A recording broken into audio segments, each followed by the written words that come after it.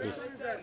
SC 194 of 2023, அதாவது 13/10/2022 Parangimalai railway ஸ்டேஷனில் சத்யான்ற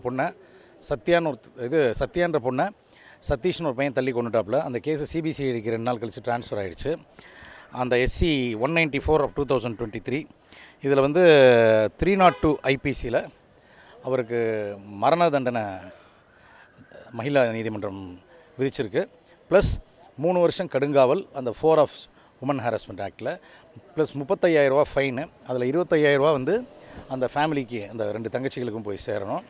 இதில் பார்த்தீங்கன்னா அடுத்து கவர்மெண்ட்டுக்கு ஒரு 10 lakhs காம்பன்சேஷன் கொடுக்க சொல்லியிருக்காங்க. ஆல்ரெடி ஏதாவது காம்பன்சேஷன் கொடுத்துருந்தா அந்த காம்பன்சேஷனை கழிச்சுப்பாங்க.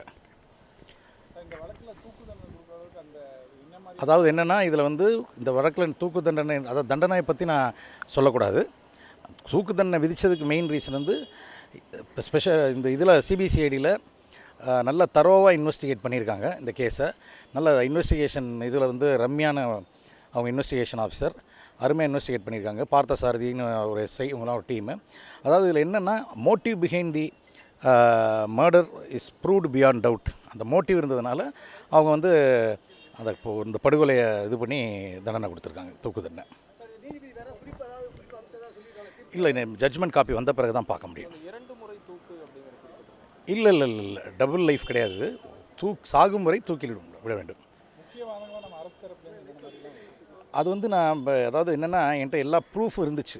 அதாவது ப்ராசிக்யூஷன் கொடுத்த ப்ரூஃப்ஸ் எல்லாத்தையுமே வச்சோம். நிறைய இந்த 65B சர்டிஃபிகேட்ஸு, சயின்டிஃபிக் ரிப்போர்ட் இதெல்லாம் கன்சிடர் பண்ணி தீர்ப்பு வழங்கியிருக்காங்க.